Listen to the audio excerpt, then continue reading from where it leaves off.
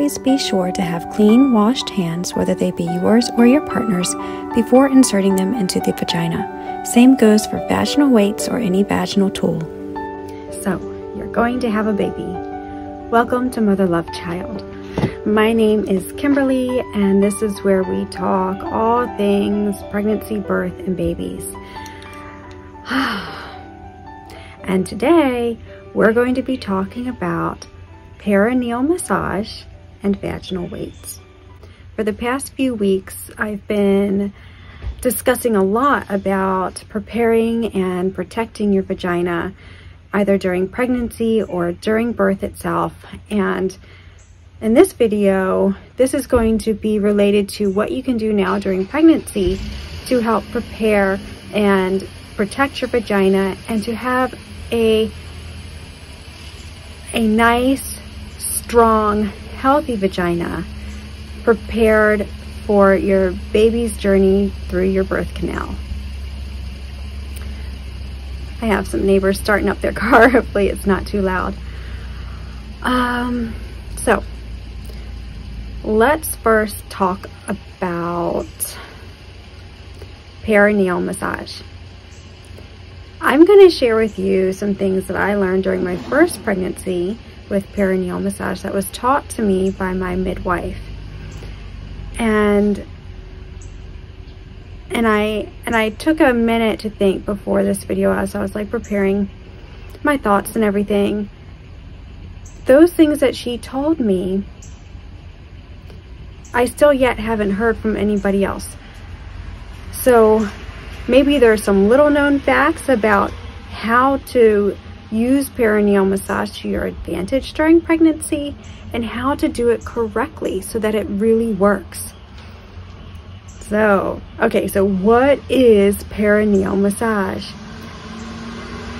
Perineal massage is the act of massaging and stretching inside the vagina.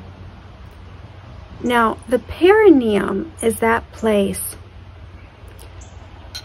is that area of skin that stretches from your vagina to your rectum. And during perineal massage,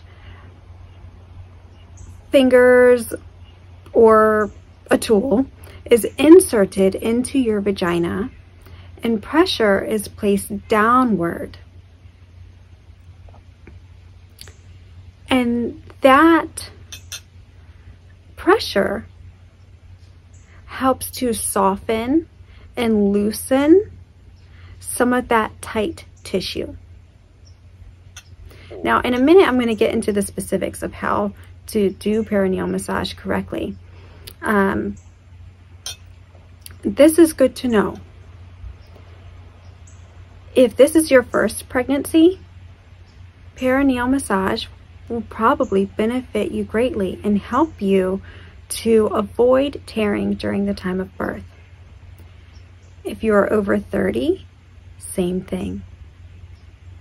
And when I read that, I was like, first baby or over 30. And it didn't take it too long for like the little light bulb to go off and for me to be like, oh, right. As we grow in our years, our skin needs more help. It needs more help to be stretchy and pliable. And it's not just the pressure and the movement of the massage, but the oil you choose.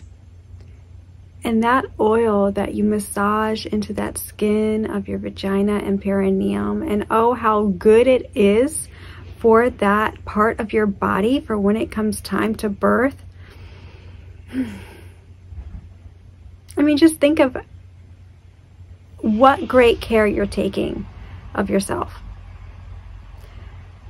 So a big part of this massage is the pressure and the movement itself. Another part is the oil that you choose. My midwife, when I was pregnant with my first, she suggested flaxseed oil. And this was over 16 years ago, and there was no flaxseed oil in our, general grocery store. And my husband and I had to drive about an hour to the nearest Whole Food type store to be able to purchase some, but that's what we did. And well,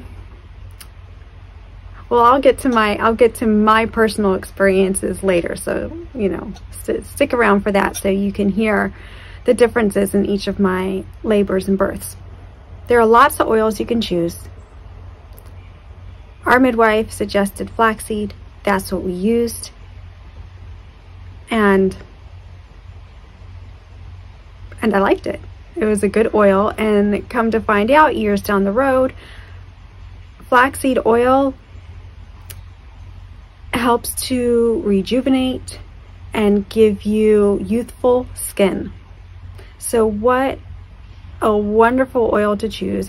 So keep that in mind. Some other fabulous oils to use would be anything that you would actually consume and eat, like olive oil or sunflower oil or sweet almond oil, coconut oil. You want to avoid things such as baby oil and petroleum jelly and things of that nature. You want it to be something that you could actually eat and consume. Okay, oils, check. Let's get into the movement. Let me take a drink. I'm gonna have to set my drink down. It's chilly again. Side note, it's chilly again outside. It feels really good outside though. Inside it's freezing. It's freezing inside, but outside it doesn't feel so bad.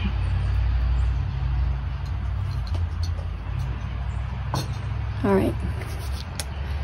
Nothing like a nice vanilla chai tea on a chilly morning. All right, the movement of the massage. If you're doing it yourself, it is a bit difficult. I will say I've never actually done the massage myself to myself because I have a growing baby in my belly in the way, and it's quite uncomfortable. And there are other benefits you can get from this massage that you would really get to savor if you have somebody else helping you with it. Having a partner who can help you, I'm gonna sneeze, or not. Body can't decide. Having a partner who can help you and who can perform this massage is ideal. Our midwife told us to use 2 fingers, and she told my husband to have short nails. As you see in the picture, in the video here, my nails are not short, but if you're going to be practicing this massage, you want to have short nails. 2 fingers. You dip the fingers in the oil. You place the fingers inside the vagina, 3 inches in. Because we are not looking to just stretch the outer part of the vagina. We are thinking of the entire area, the entire muscle. So we're not just like doing this little stretch on the edge, but we are stretching the whole of that perineum. And during birth, your vagina, it opens like a flower. So it's not just that area that we can physically see right now between our vagina and our rectum, but there's more to it. It stretches and it literally opens outward. So we need to get to all of that, 3 inches inside. And then you're gonna move in a U-shaped movement. I hope you can see. Maybe I'll do it this way too, make sure. A U-shaped movement. Now I'm making it extra big, okay? So here, if a U-shaped movement, I'll make it smaller. There we go. I zoomed in for you before. A U-shaped movement. Applying the same amount of pressure to the sides as you go down and back up. Now, how much pressure? Start off with a little bit. Start off with gentle pressure. Just get used to the feeling. The partner who's doing it, let them get used to the motion and the movement. And then as you continue the practice, have more pressure be applied. And you want to get to a point to where the amount of pressure being applied is as much as makes you need to just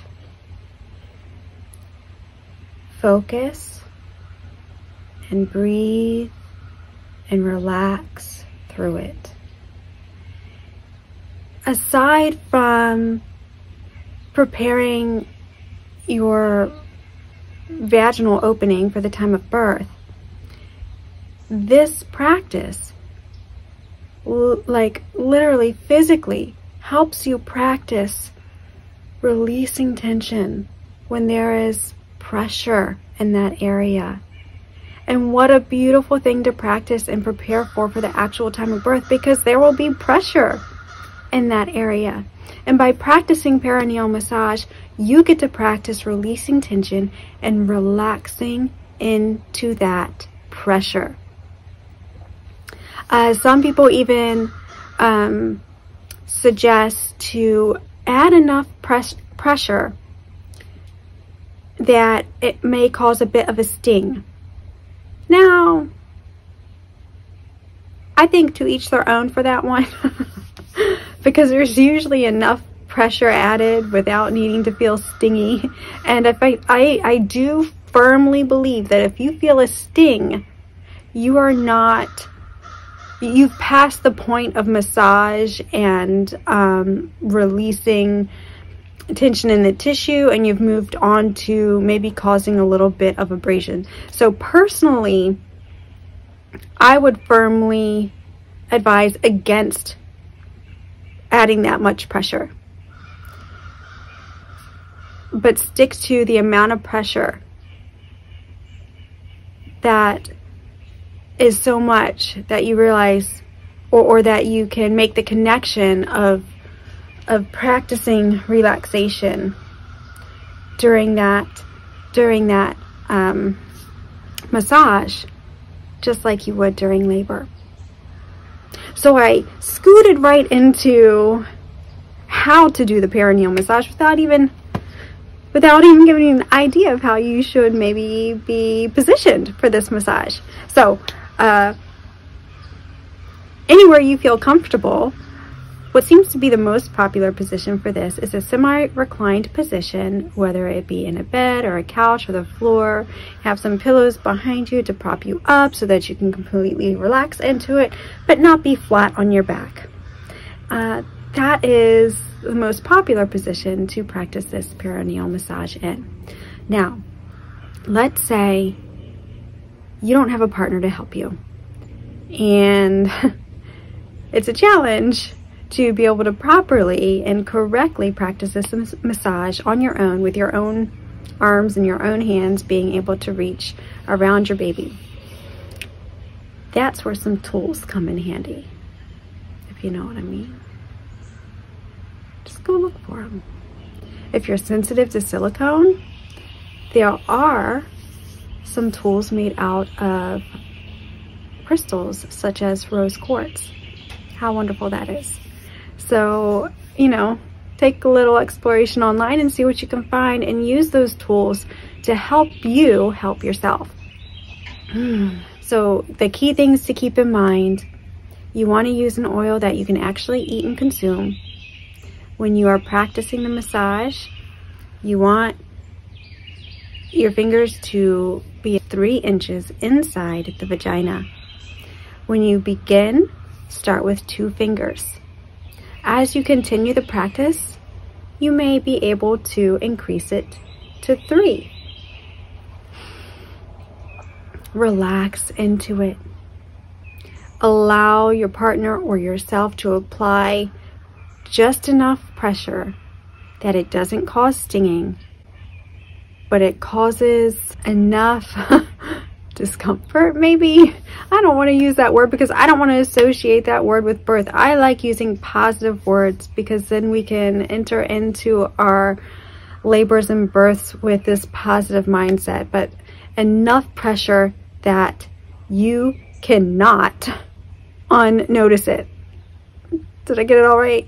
That it is impossible for you to ignore it.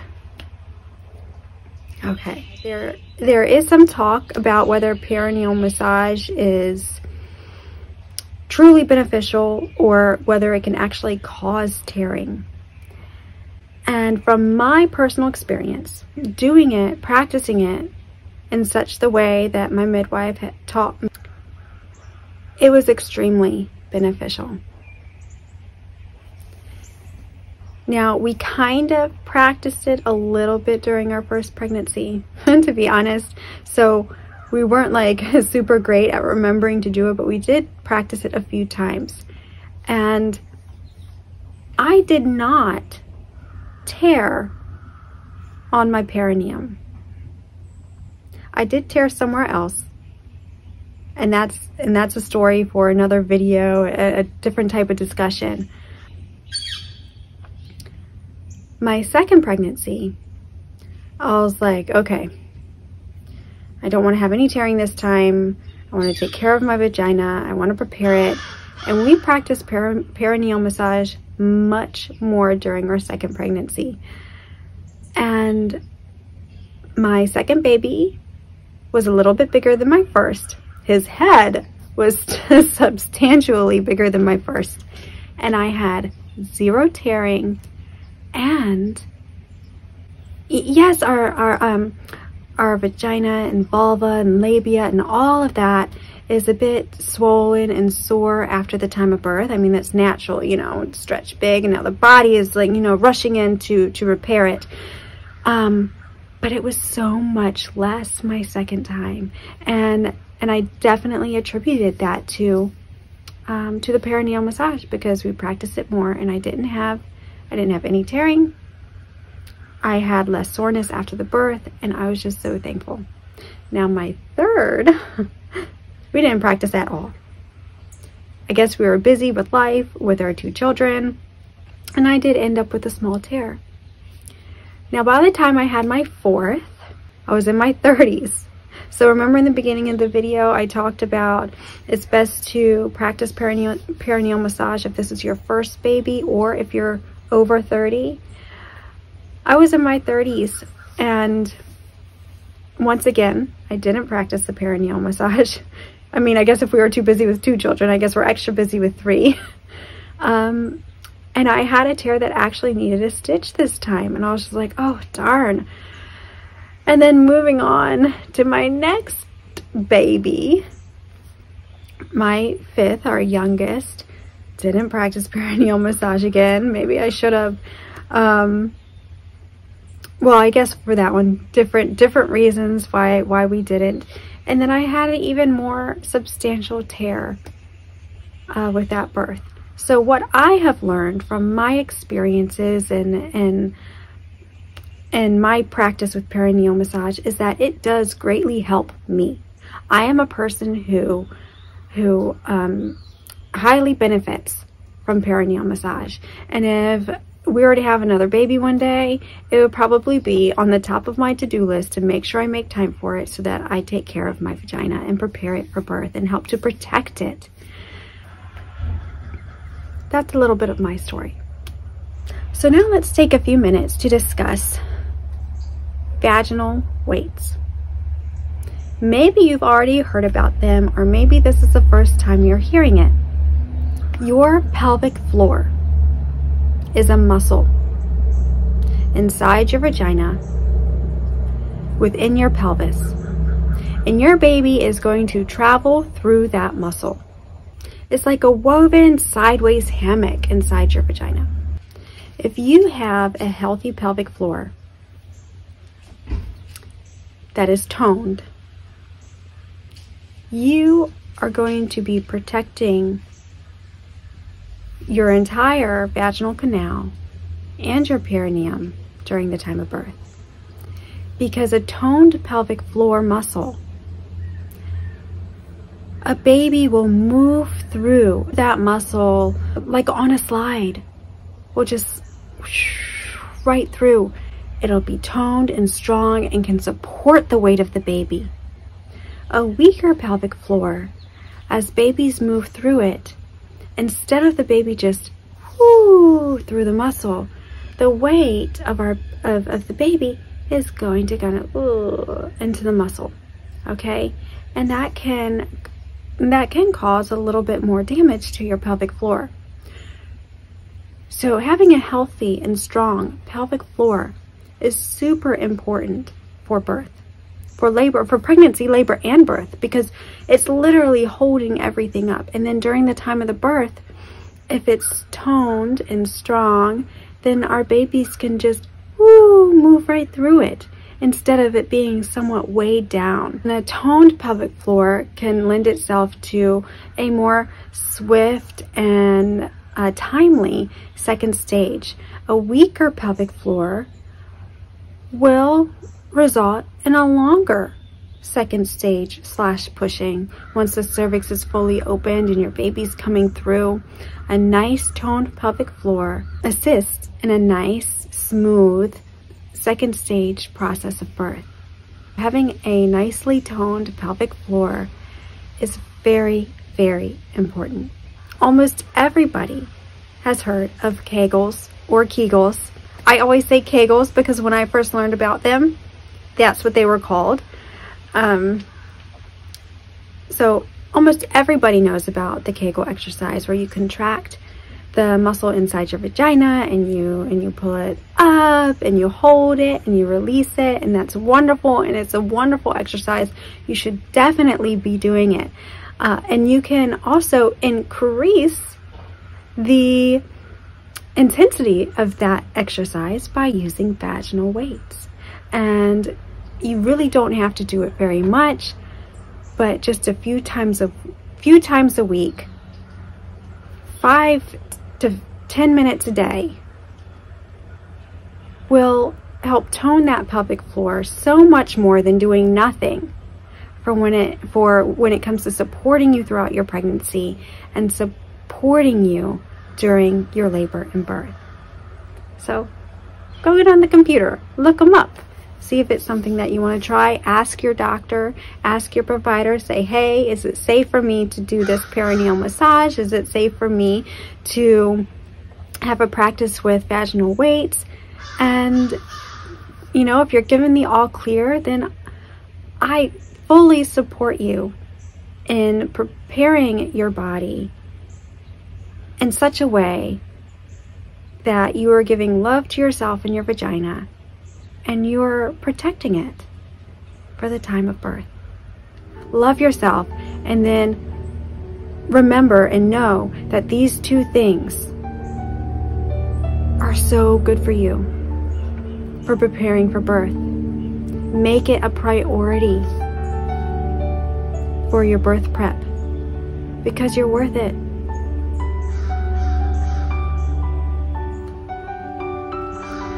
If you liked today's video, please subscribe, hit that little bell notification so you get updates when new videos come out. Oh, and my favorite part of almost every video, you are born to do this. You are the boss of you, and you are worth quality care.